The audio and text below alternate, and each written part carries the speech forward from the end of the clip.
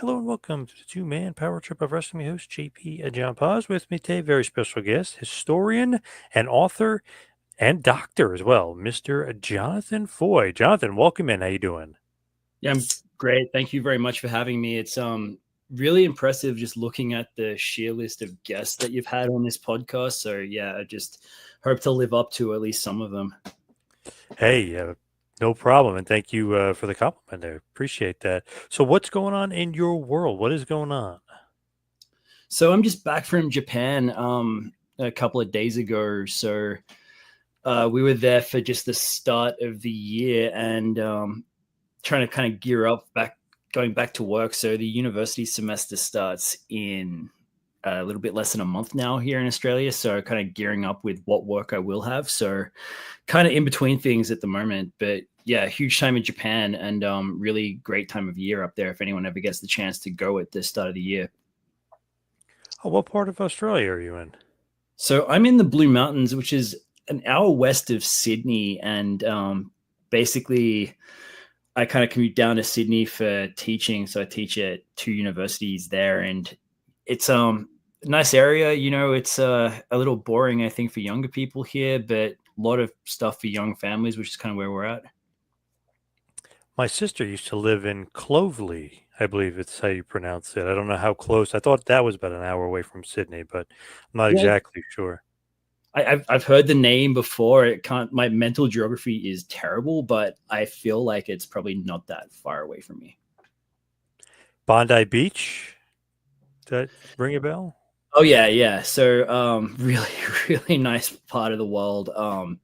Part that like I try to get to the beach as much as I can, but I'm about an hour away from the earliest or the closest beach here. So we're not really located that closely to a beach, unfortunately. Be nice. Now, as far as wrestling is concerned, and obviously, that's why we're here to talk about wrestling. Tell us about your books and obviously the Japan aspect of the books. So yeah, I have two books already.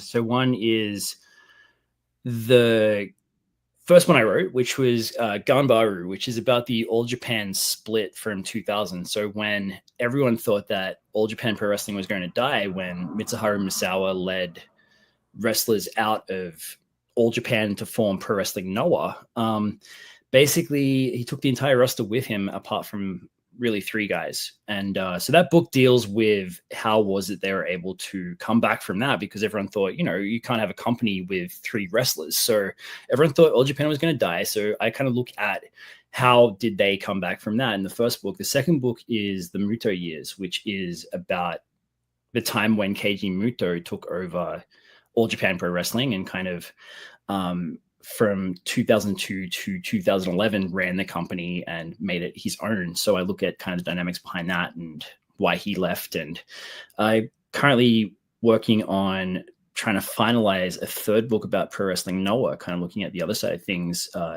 about their history for someone I believe you know in John Snowden, his publishing company Hybrid Shoot. So I look at the history of Pro Wrestling Noah in that third book, which we're currently trying to finalize and doing the last bits of editing and everything else like that. So that's still in the offing. And there's another book I'm currently working with Fumi Saito on about All Japan Women's Pro Wrestling, which has nothing to do with All Japan Pro Wrestling itself. It's about kind of the women's company that existed from 1968 to 2005. And Fumi was a big part of that back in the 90s when he was commentating for them and when he was involved in some of the backstage roles with regards to that company. So we look at the whole history going into that company, and I'm always working on something else at the same time. I'm hard to kind of keep to one project, but I'm sure there'll be other stuff as well. But yeah, those are the main ones I'm currently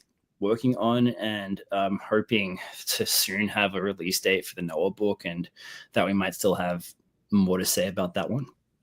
I like that a lot. That's awesome. Where's the love, or how does the love come about for Japanese wrestling? So I was probably in year 10 in high school, so like 10th grade.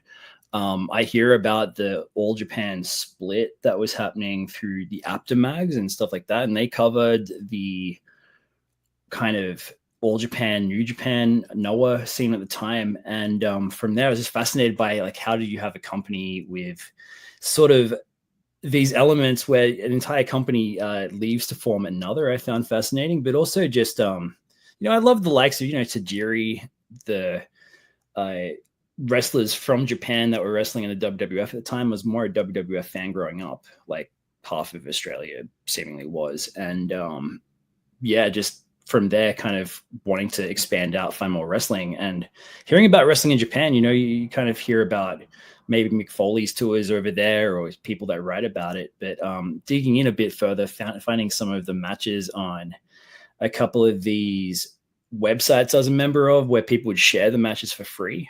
And you kind of watch this stuff out of context. You don't really know about the backstory or kind of where these guys are wrestling, who these guys are. But watching some of the likes of Misawa and Kawada and Kobashi in All Japan, and hearing there's this new company now called Noah that they're wrestling in, and I guess digging into all that stuff, it's kind of a bit of a rabbit hole. And once you start going down there, it's sort of very hard to make your way out. So learning little bits of Japanese and finding that I'm not very good at learning the language, and just finding the whole place fascinating anyway. There's everything in terms of like video games and my other interests there as well. So there's a lot to learn about Japanese wrestling all the time, and a lot that we miss because of the language and culture barrier that exists. So that's kind of what's been cool about working with Fumi, is he knows all that stuff. He is a native Japanese speaker, obviously, so he can speak to those aspects. And he obviously knows some of the story that we don't, as far as some of these people he's met along the way. He's obviously been at it a lot longer than I have. He's been involved in professional wrestling for about 40 years. Yeah, I think that, like I say, a lot to dig into, and rabbit hole that once you start down, there's a lot to sort of further dig in. When you look at Japanese wrestling during that time period, too, like you're mentioning 90s and then even in 2000, but especially the 90s, man, we think that, the WWF or WCW is great in the 90s, but really, if you look at All Japan, the business they're doing, and I mean, New Japan too, but I mean, really, we're focusing out here at All Japan, but like Kawada, Kobashi, Misawa, man, they're drawing just ginormous houses in the Tokyo Dome, 60,000. I mean, they were killing it, and probably putting on the best product. And I mean, it's just so crazy to think about that today, because, I went over there, and I think between the 2 days at the Dome, New Japan this year drew a grand total of, I think, 40,000 people across 2 days. Yeah. Like, it's just not as popular now as it was back then. Like, that was a crazy kind of scale that I guess you can't really compare them, because of two very different time periods and everything like that. But yeah, the houses that they were drawing, and the way that you could have a Tokyo Dome show that draws 60,000 people, you could have the Budokan the next week and have 13,000. And that was kind of considered to be the norm. Like, I don't think we'll replicate that. I think that was quite a once in a lifetime kind of lightning in the bottle capturing of a unique product that appealed to a lot of people. So it's quite a hot period in wrestling to look at. It is amazing just to like think of like, man, that's the norm, right? I mean, we're just kind of gigantic crowds, sell out everywhere. We're going to bring in, Stan Hansen, who's, he's going to be a staple here forever. This Gaijin, and and then we're bringing Gordy. He'll be and then Dr. Death. Like, it was such a crazy time period. Every guy that they brought in kind of worked and was awesome, and just filled in. But like the houses and the business was just through the roof. It was almost like, you can do no wrong over here. Crazy. And the way that those guys were wrestling at that time too, like the kind of style that the likes of Hansen and Gordy really helped contribute a lot to that All Japan style, which at the time had a lot of head bumps, a lot of like landing on your head and neck. And those guys could do it. Those guys were great at that. But I think Kawada said in an interview that he did in the States here for StarCast, the time that he was here a couple of years back, he said no one from that time period walks normal anymore. They kind of really had to top what they were doing before. And so that ended in a lot of injury, a lot of people who paid the price for what they did, and kind of a crazy time to look back on. But yeah, stuff that really it still holds up really, really well today, and is crazy to look back on, but still holds up really well. Yeah, there was somebody I just saw on Twitter. I know there's a bunch of people that post all Japan stuff, but literally I was just looking, and they just posted a '97 match between Kobashi and Misawa. And then I had noticed that the day before, and I liked it too. I was like, "Oh, it's the same guy." He posted Kobashi versus Kawada. I was like, "Oh, this is like great stuff." From a year later, but great stuff. I was like, "Holy crap!" Just going back and watching the crowd, maybe the misnomer about the Japanese crowds that they're so quiet and respectful. No, they were nuts. They're crazier than an American crowd. You kind of, when you go there, it's kind of a matter of, you sit there, and at first they might be a bit quiet at the beginning. By the main event, usually it is insanely loud. And something I've learned about Kurikan Hall last time I was there is it's actually louder in the building than it really comes across on TV. Like, watching on TV, you think this is a loud crowd, this is engaged, or they're popping for everything, but it's much louder in the building. So even when it seems like what you're hearing is pretty loud watching on TV, it's 10 times louder in the building. And they seem to not be able to capture that quite well, which is crazy to think about, right? One of the matches I was watching back from 2019, who was that? That was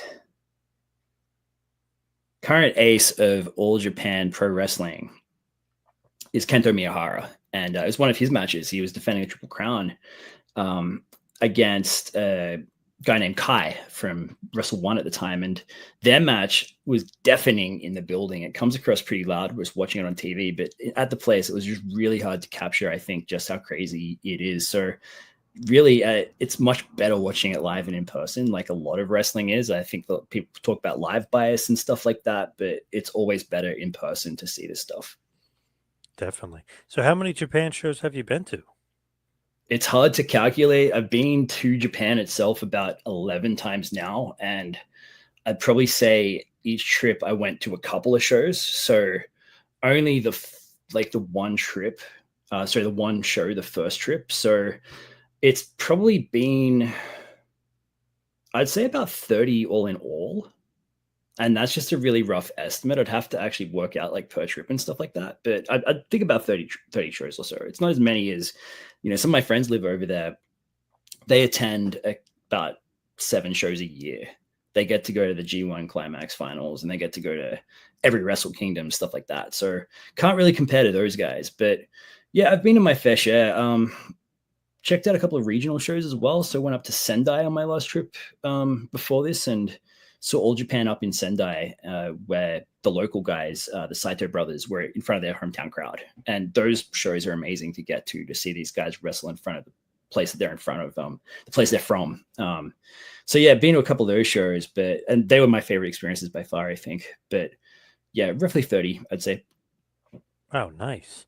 Do you think that, like with current day Japanese wrestling, do you think that the American, like AEW, and maybe even WWE to a lesser extent, is stealing some of like their best talent, kind of taking away, kind of poaching? Yeah, I mean, it's a hard thing to deal with because right now the yen is down. The Japanese economy has just had quite an extended period of not doing that well, and so these guys can stand to make more money if the interest is there. And certainly AEW, certainly WWE has been interested in some of their guys. So you've seen a couple of big scale people leave, like Kazuchika Okada, Will Ospreay, and obviously Shinsuke Nakamura was a long time ago now, but that was a big one. So yeah, there's been some interesting aspects there to this relationship between AEW and New Japan, where New Japan works with AEW, but AEW signs some of their big guys. And I don't know, it's something for them to keep an eye on. But until the economy improves, I think there's only so much that they're going to be able to do to keep people there. And I think, if the American dollar is doing better, and if the economy is improving, and if someone like Tony Khan can give these guys a lot more money, then that's going to be very hard for them to be able to compete against. I think what they can offer is maybe reduced dates for someone like that. They can probably offer them, a chance to live in Japan. I don't think they can offer them dollar for dollar the same stuff. When I'm looking at it, I'm thinking like, okay, like as far as even the Wrestle Kingdom and the Wrestle Dynasty. All right, 40,000 tickets, but 24,000 of those tickets were for New Japan. Only 16,000 were for the AEW show, which you would think on paper was way more stacked. They tried to put all the guys on, Kenny Omega and everybody else. Didn't really draw that well. So maybe, I don't know, is the AEW drawing power not that strong in New Japan and even in Japan in general? Yeah, it's an interesting thing. It's just not the same. It's I'm sure that there were plenty of fans there that loved AEW, that loved the American product, that are well aware of it. But there is a loyalty there in Japan, I think, to their own homegrown promotions, to New Japan, to even, All Japan is nowhere near as big as it used to be, but you can still see on any given night that they could command an audience of 1,000 people who, when you go there, it's a lot of older people, it's families, it's people that have been there since the start. So I think there's just a loyalty there to their homegrown promotions. And I think there's also a degree where, some of these guys are big draws. Kenny Omega is a big draw in Japan, but they have to be the guys, I think, that have been there in Japan for a long time, that can speak Japanese, that demonstrate that they will stick around. And it's just a different mentality, a different type of fan, I think, in general. When I look at it, I'm like, okay, they stacked this card up for Wrestle Dynasty. It almost seems like, wow, that's weird. Like even Gabe Kidd, I know maybe people would say he might not be a big star, or maybe he's not a big star yet, but he's one of New Japan's big guys. He wasn't on their show; he's on the AEW show. To me, it was like, wow, they really kind of went out of their way to stack up that card, and it didn't even help really draw as well as their card.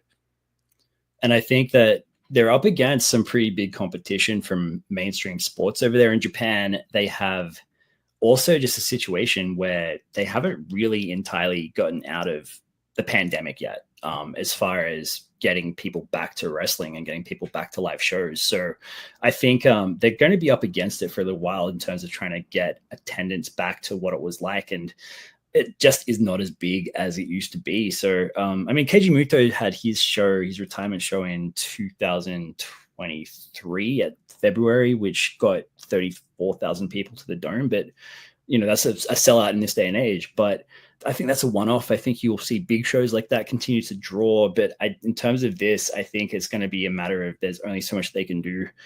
And having the Tokyo Dome back-to-back just doesn't, in this day and age, work that well for New Japan. Like they've tried that before, and I think it's diminishing returns. I think what is special about the Dome is probably it should be kept to that one night. But again, that's my opinion. I'm not involved in the business or the day-to-day with running this stuff. I don't know kind of quite how all that works. So definitely would be interesting to see going forward if they have a different approach. I know next year will be Hiroshi Tanahashi's retirement, and that'll be one night on the 4th of January. That would be a double Dome show. So it'd be interesting to see how they do with that, if they can sell the place out with a once off with a big draw like Tanahashi's retirement. It was interesting too, like with that, obviously I knew Tanahashi wasn't going to lose this year because they're building up to next year, which is going to be huge. And obviously one of the biggest stars and huge draw, huge moneymaker. But speaking of moneymaker, the Rainmaker wasn't a part of the festivities this year. That's interesting. Are they saving it for next year? I mean, how come he wasn't a part of it? I think politically it's one of those things where the way that he departed, his departure was not treated as this kind of big thing. It was kind of a big shock announcement made on their Twitter page. And then when they got back to it, he had a final match. It was a big tag team match, but it was the second or third from the final match on the card. They didn't give him the same kind of send-off that they usually give other guys. So look, behind the scenes, who knows if there was maybe some conflict there, or maybe if there was a falling out. And ultimately, this guy's been a big part of New Japan forever and has been the lifeblood of that company and the main ace. So I guess he wants to wrestle in America right now. So I'm guessing he wants to kind of spend at least another year before he comes back, before they can book him in Japan. Some time to actually have the dust clear. And I mean, Fumi Sato put it on the weekend. He told us, look, it's way too soon. You can't really book this guy yet if he's just departed. It kind of sends the wrong message. So I'd be surprised if we didn't see him down the line, maybe in next year's card, or maybe we might see Tanahashi face him in AEW, is what he suggested in an interview recently. So yeah, I wouldn't be surprised if we see some of him against New Japan guys, but for the time being, he's in AEW. He's an American wrestler for all intents and purposes now. So I don't think we're going to see him back just yet. It is crazy, the lore of like New Japan, how they got hot.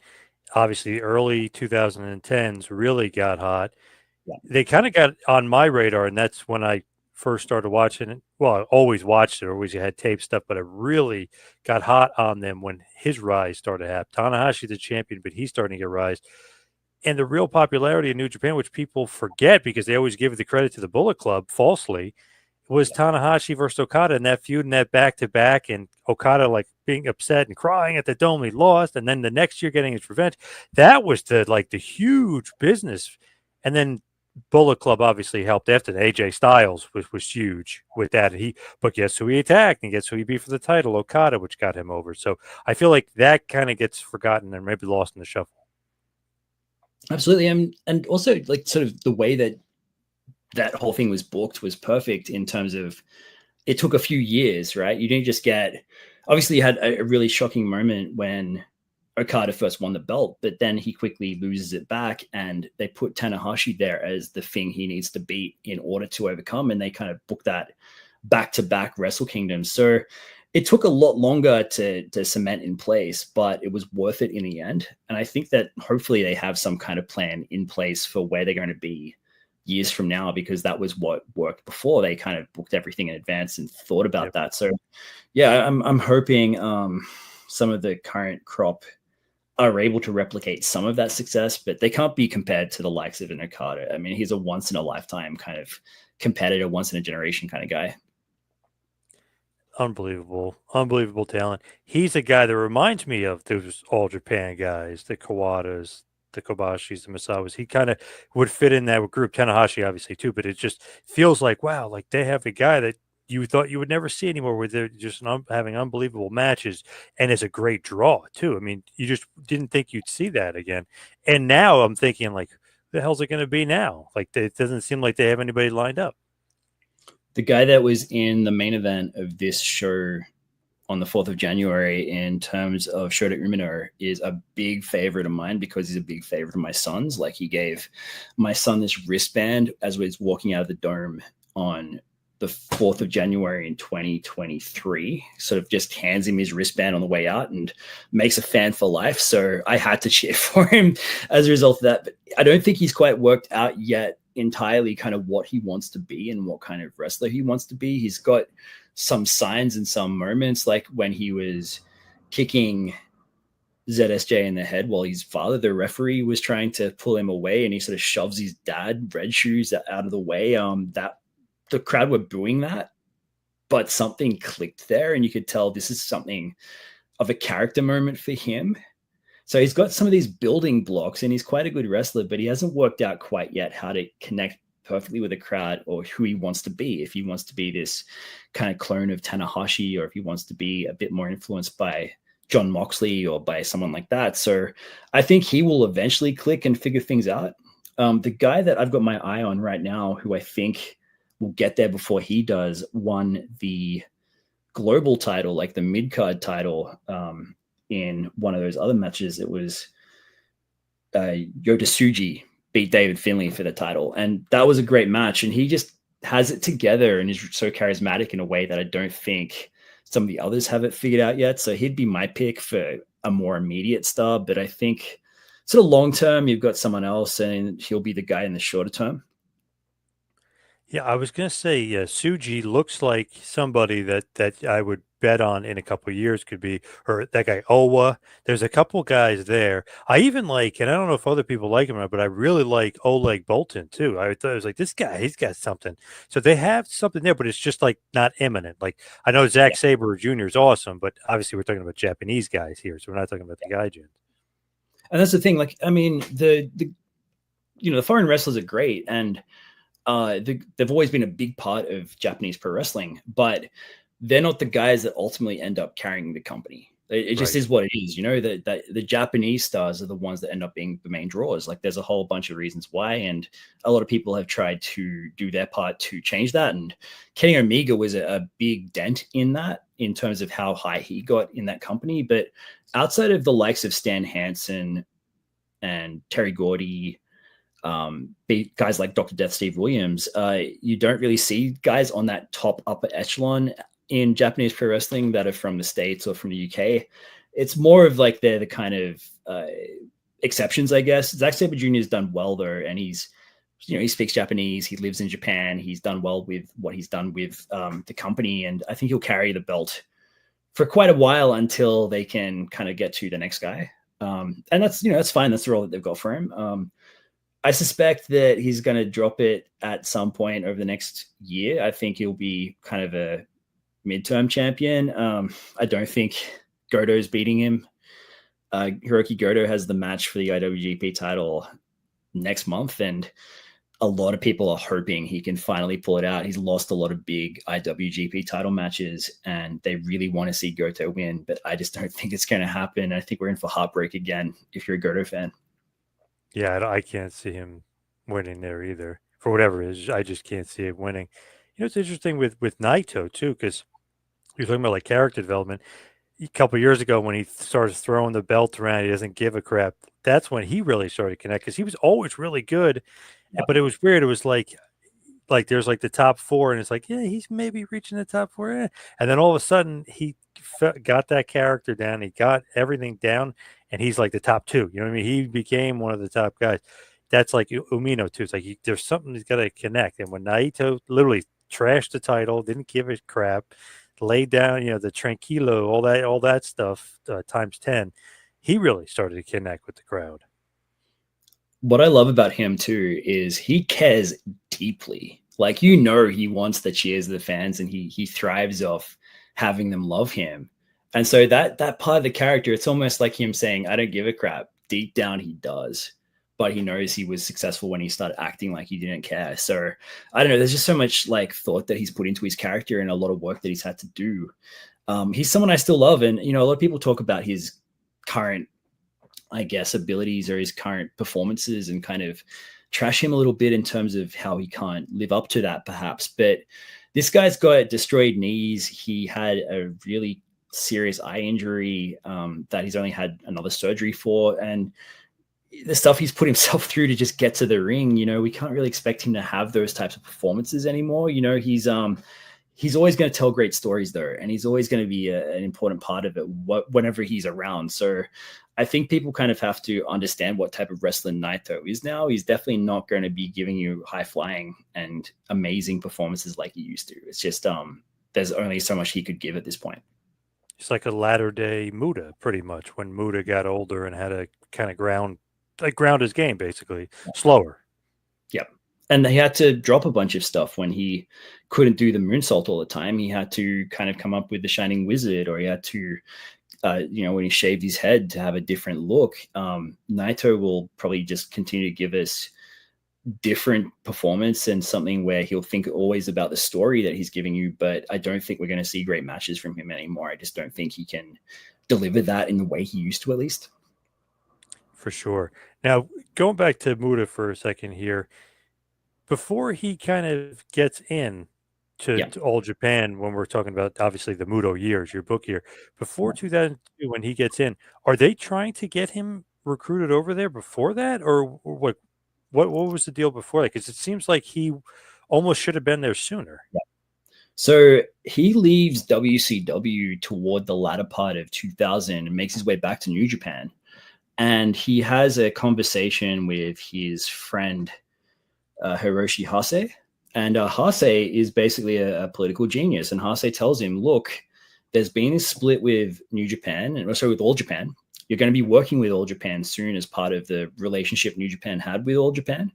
There's an opportunity here for you to take over that company if you can do it right. So go there, ingratiate yourself with the company, get to know them, and take over when you get the chance to. And that's what Muto did. So Muto went over as part of this relationship New Japan had with All Japan, and he had that great match with Junichiro Tenryu at the, I think it was like sort of May or June of 2001, won the Wrestling Observer's Match of the Year for that year. It was a really great match, but basically spent about a year trying to just ingratiate himself with Motoko Baba, tried to kind of sell her on his ideas and convinced her that if he took over, because Motoko Baba originally wanted to shut the company down in 2002. She wanted out of pro wrestling, right? She was not a pro wrestling fan. She took when her husband, Shohei Baba, Giant Baba, died in 1999. She ends up with the company in her lap and had to endure the split and all that. So she's looking to get out. Muto's looking to take over. He convinced her, I will keep things exactly as they are. I'll keep things enough of Baba's legacy, and I'll retain what the company was like when Baba was around. She makes him president, and he effectively buys the company. He has a consortium behind him. And then as soon as he gets the chance to, he changes a whole lot of stuff and makes a whole lot of changes. So Muto is a very charismatic individual and a very charming man, and someone who has known how to play the politics of pro wrestling forever, and learned from a number of people on how to do that, and had kind of enough dealings and enough nouns that he learned how to do that. So yeah, he took over in a beautiful kind of way if you look at how long he played the game and how he manipulated all of that. When you look at that too, it's like, man, what a shock, because All Japan was the #1, and then Baba dies, and then mass exodus with all the guys leaving. I mean, man, what a huge change, because then All Japan is touring sometimes in the States. They did that great show that I was at, the Final Battle with Ring of Honor, which was like a obviously smaller show for All Japan too. So it's like, man, there's so much change going on at that period with All Japan. It's nuts. That was an amazing show though. Like the story there was, Muto, if I remember this correctly, Muto is basically views it as a holiday, right? He's like, I want to go to the beach. I want to have some time off. He actually asked them, can you put my match on first so I can get out of here quick? And then they saw the size of that crowd, the show that you were at, and they go, well, crap, this is a huge crowd. We need to put in our working shoes, and we need to make sure this is as good a show as we possibly can. So yeah, you were there for an amazing night, really. I think that show. Yep.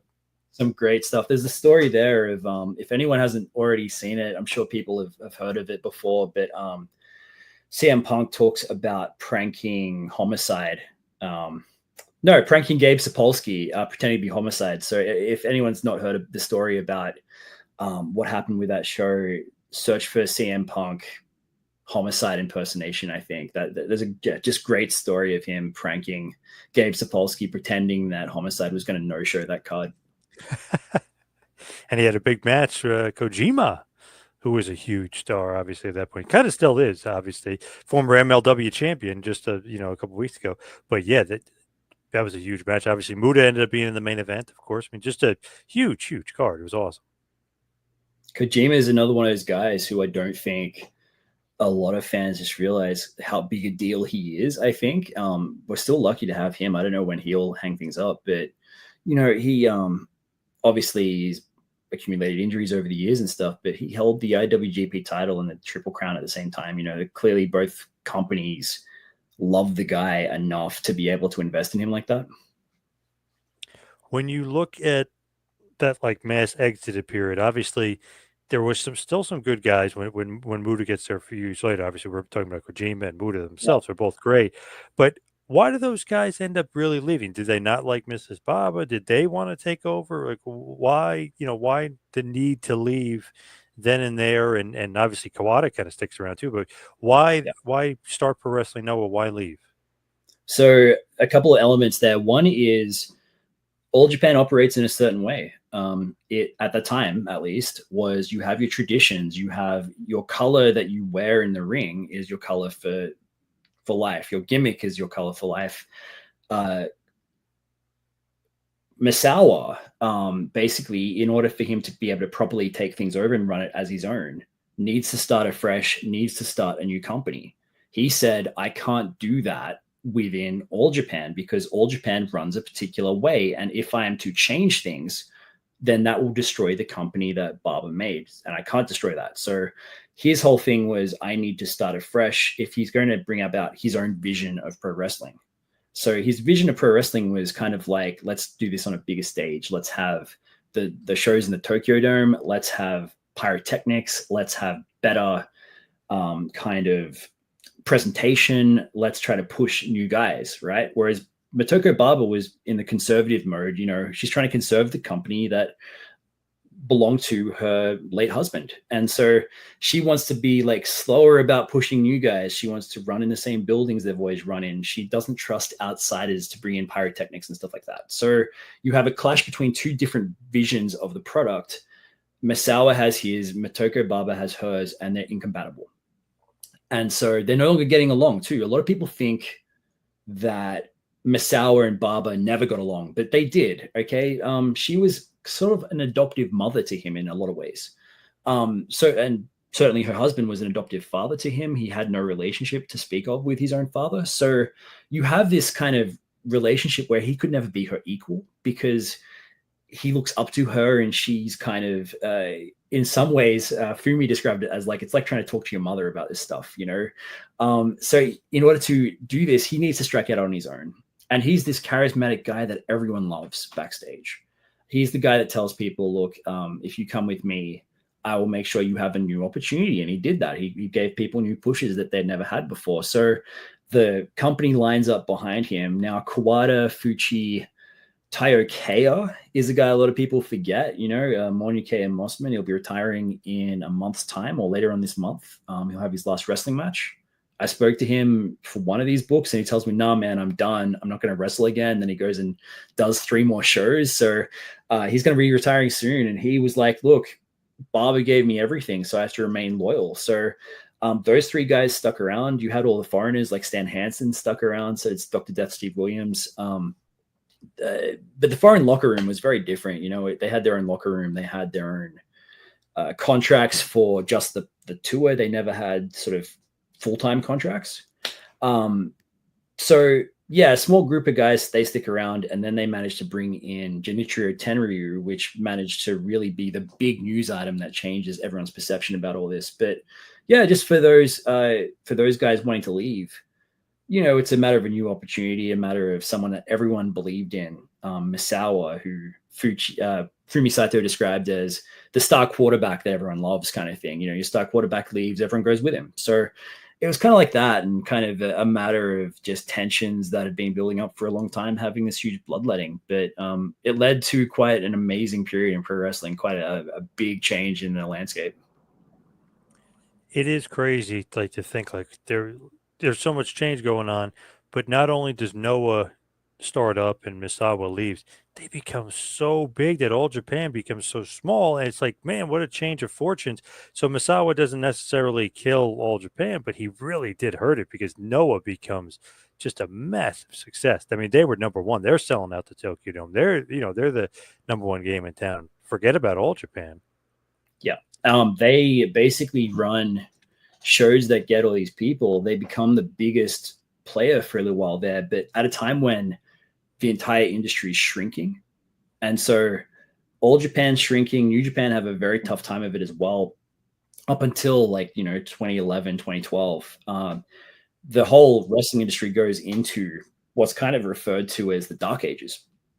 And so Noah managed for a long time to just stay adrift and manage to stay afloat and stay above everyone else at a time when everyone else is kind of doing badly. They're kind of defying gravity for a few years there. And I kind of go into this in the Noah book that I've just finished. Basically, they managed to stay afloat and stay above everyone else until they have some of their own struggles. Eventually they go on through some very lean times as well. They're nowhere near as big as they used to be, but certainly they've managed to come through some tough things as well. They've been through some lean times as well in more recent years.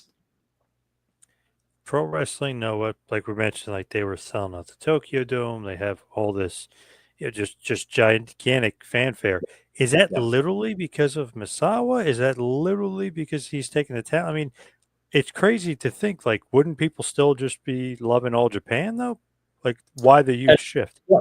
So All Japan, it's also worth remembering, All Japan don't shrink immediately. They have a lot of loyal fans who stick around and who say, we don't want to go with Misawa. We don't want to embrace this new product and think of him as almost a traitor in Japan. So no, All Japan remained pretty big up until partway through the Muto years because of this dark age in pro wrestling.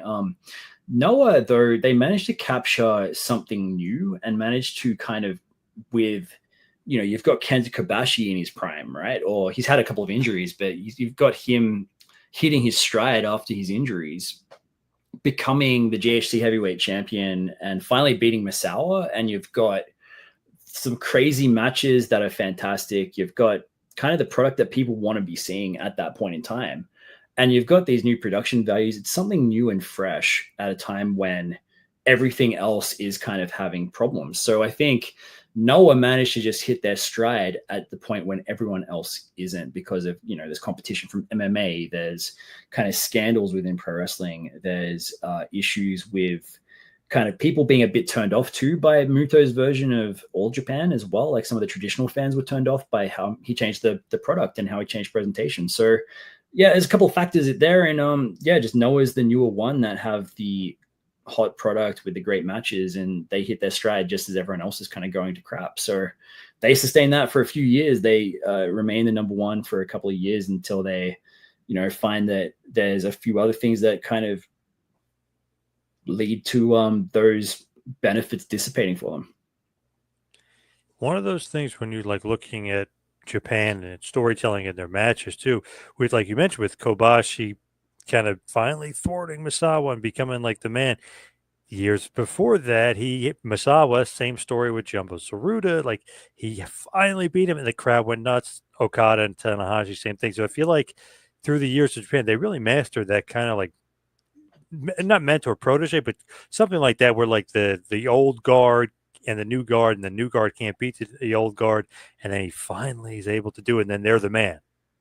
It's the Kohai Senpai relationship, it's the senior and the junior, and then the junior takes a long time. It doesn't just overcome stuff immediately. It's kind of a matter of they have to work their way there and they have to overcome the hierarchy. And so everyone loves that story. Everyone wants to see the young guy overcome until it finally happens. And then kind of a long, patient process of storytelling as well. It's not something they do in a matter of months. They do it over a period of years. And I think that's the interesting thing with where the industry is at the moment, is kind of, do they have these veterans that can put over the young guys, and can they be positioned in that way? Modern day All Japan's doing some great things in terms of having younger guys take over the company and pushing their young roster.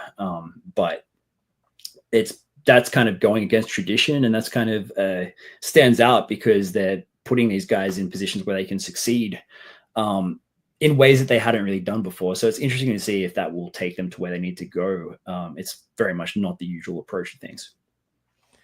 It's weird like that, because it kind of reminds me of like mid 90s WWF, where it's like those guys like Jake leaves, doesn't really put anybody over. Warrior leaves, doesn't really put anybody over. Hogan only puts one guy over, like on the way. That kind of seems like what it's going on now. It's like, do you have those veterans put the guys over? Then they're like, okay, we don't have those guys. What happened to those guys? Oh yeah, they all left. You know what I mean? Like they're all gone. They all went to AEW. It just seems like kind of the same thing with Japan. What's going on? Yep, absolutely. And I think like it's kind of like you need to have, your people like Bret Hart, who will hold things down and will produce great matches, and will they won't have those veterans to put them over, but will step up when they're called upon right now, right. in the absence. So when we're looking at the mass exodus, then we're looking at the Muta years. Muta years, are they looked at successfully at all, or no? Because going back and looking at the prior years, they were dominant. So, I mean, are we looking at, I know you said Dark Age and stuff, but anything positive from the Muta years? Oh, absolutely. There's a lot of positive from those years. There's a lot of great matches that don't get the attention that they deserve because, Muta is running the company at a time when Noah is the number one. So people often think of that as the time when things went downhill for All Japan, but Muto was up against it in terms of some of the stuff that he had to contend with. He had to deal with issues with fan attendance dropping down because of the competition from MMA. He had to kind of deal with pro wrestling in general no longer being as popular, and he kind of had to sort of make new stars, and kind of a lot of those guys end up leaving for New Japan. You know, he made certainly a guy that we're talking about earlier in Kojima, he made him a big star for the company, and eventually he goes back to New Japan. So yeah, but look, in terms of the positives, there are some fantastic matches that almost get overlooked from this time. They definitely still have those fantastic Triple Crown main events. One of my favorite matches of all time is Kawada against Kojima, where Kawada puts Kojima over. And you've got Kawada just absolutely doing his best to carry this company and to keep it going. And you've got him having a very long title reign, finally becoming the number one guy for the company. Sadly enough, during a time when it's kind of otherwise everyone else has kind of left. But yeah, so there's definitely positives there as far as kind of like some great matches, some great shows that they did. And Muta just kind of keeping things going as long as he can. Until politics kind of rear their ugly head and he ends up leaving. But there's definitely, if you look close enough, stuff to find in that company that was great then.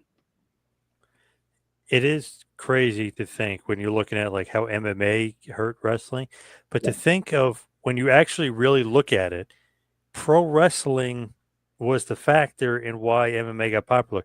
Like it got over huge because Takada, the wrestler, they thought he's going to beat one of the Gracies, and you know what I mean. Like that's Yeah. really like why. And then the rematch, and everyone, you know what I mean. Like it's crazy. People, I guess, want to ignore it, but like even UFC, Ken Shamrock, pro wrestler, by the way. You know, Dan Severn, pro wrestler. But these guys were the biggest stars. Were the wrestler guys, and Takada was gigantic, and he actually ended up hurting wrestling. And he's a damn good wrestler who main evented UWFI a million times. Awesome matches with Vader. The Tokyo Dome against Muta. Like, it's crazy to think like pro wrestling actually helped MMA like immensely.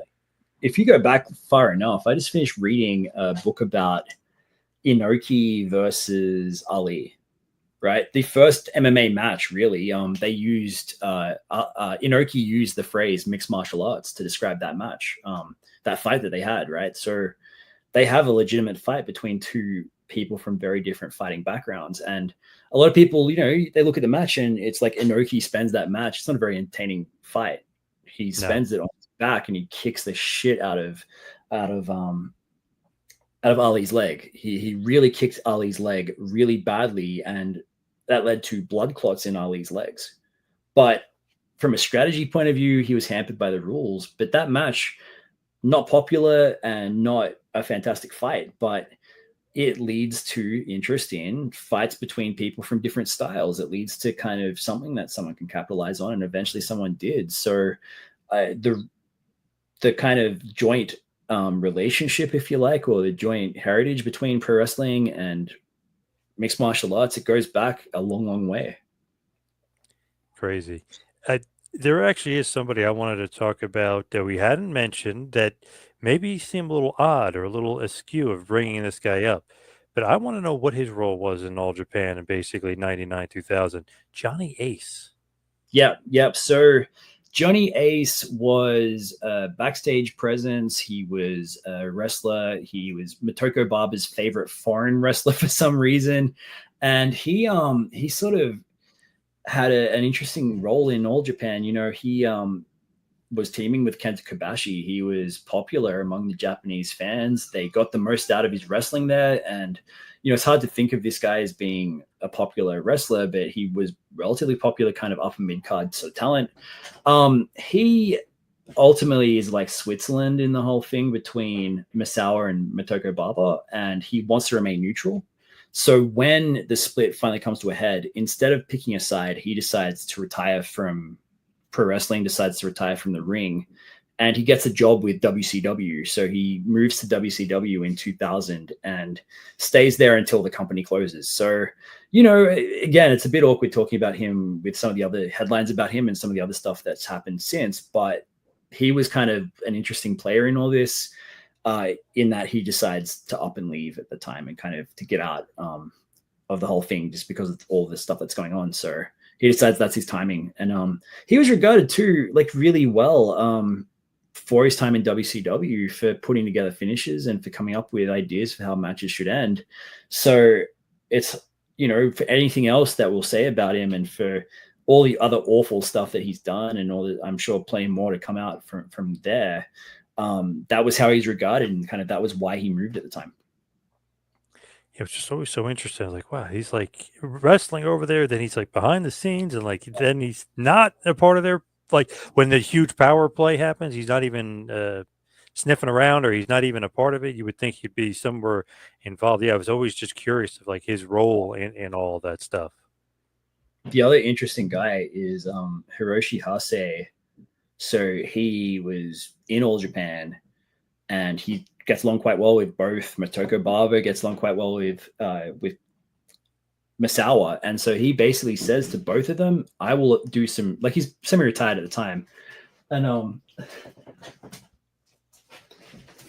yeah, he was semi-retired at the time, and he basically sort of says, like, to both of them, I will appear for you and I'll do some shows for you. So he makes undertakings to both Motoko Baba and Mitsuharu Misawa to wrestle for both of them at different points. And so he does some shows for All Japan, then he switches over to Noah later on. Like, he managed to play both. So there's a lot of interesting ways that people respond to the split, and people that manage to make their way up through that. Another guy I always think about is, and it's so funny because when I watch WCW, they always used to call him Kensuke, but isn't it Kensuke Sasaki? Wouldn't that be the correct pronunciation of it? Like him, and he kind of floats and goes to Noah randomly and just has like an awesome run with all like amazing matches. So he's another guy that's like, wow, how does he like come and go? So at some point, I think around, I'm trying to get the timeline right for this. I think it's around 2003, 2004. He becomes a freelancer and he establishes his own office so that people can book him and that he can run his own shows. And so through Kensuke office. So he's a freelancer and he starts doing shows for New Japan, for All Japan, and for Noah. And he'll just float between them and appear whenever they need him. So he goes on to be, I think, the first guy to win IWGP heavyweight title, the Triple Crown, and the GHC heavyweight title, and hold all three of those. And the other guy that does that is a guy that's currently in a hospital, who's kind of hopefully one day will be able to walk again, in Takayama. Takayama gets his release from Pro Wrestling Noah so he can go and compete in Pride. And he has that massive fight with Don Fry. They both punch the crap out of each other. It's a fantastic fight. And the best. He massive star from that and becomes a freelancer, so he can appear anywhere because anyone wants to book him. So you see some guys in this time that become freelancers and they start to kind of float here, there, and everywhere depending on who can pay them. I love that idea because it's almost like I don't want to burn bridges, or I don't want to be not loyal or break my loyalty. But if I'm a freelancer, I can kind of go where I want and just, which is kind of really smart in a way. You can probably make more money. And it's also a thing where there's some people who they prefer to operate in that way because their personality is such that they can't just have one person as their boss. That's what Stan Hansen did for so long. He was with All Japan for so long, but he's loyal to them. But his structure was he'll do a tour with them and get a contract for that tour. And then he'll wait and he'll get another contract for the next time they book him. But he remained independent up until the very end there. So some of these guys, Bruiser Brody was the same. He couldn't operate with a boss. He needed to be able to pick and choose where he worked. So for some people, their personalities are so independent that they need to kind of, pick and choose and book wherever they want. Fellow countryman of mine, Hartley Jackson, Australian over there in Japan. He's working for Noah. Sorry, he's working for New Japan, All Japan, GanPro. He's doing stuff for Great. Like, he's in every company except Noah, it seems, nowadays. So yeah, there's plenty of people that book it that way. It's a good way that it seems for them to earn a living. So I think some personalities just better suited to it. Hanson's great too because he'll go to AWA. He'll say, "Do not give me the title because I'm not staying." They give it to him. He's got to destroy the title, but then he'll go to WCW. I'll do 2 shows. Okay, we'll give you the US title. Then you lose it back. Okay, like he knows what he's doing. You know what I mean? He does, like you said, he didn't want to be tied down. And he made a lot of money that way, Yeah. and was able to just be fresh wherever he was. And yeah, just his book is incredible too. I loved The Last Outlaw was a fantastic book. Just the stories he tells in that one. Stan the Man, he's great. As we start to wind it down here, we head towards the finish. Give us kind of a synopsis again of the books, and then what will be coming out, the next book. So Galbaru is the split, and kind of from the years 2000 to 2002. And I kind of try to go a bit more into the real story behind what happened there, because, there's some stuff that it's hard to kind of keep track of too. So that's a lot of what I'm trying to do here, is trying to get people to translate stuff for me. I'm trying to get people to explain stuff from the Japanese side. So that first book's a lot of that. It's a lot of trying to clear up some misconceptions and try to explain a little bit about All Japan and kind of where the split happens and why they survived when it looked like they weren't going to survive. Everyone predicted that they would die.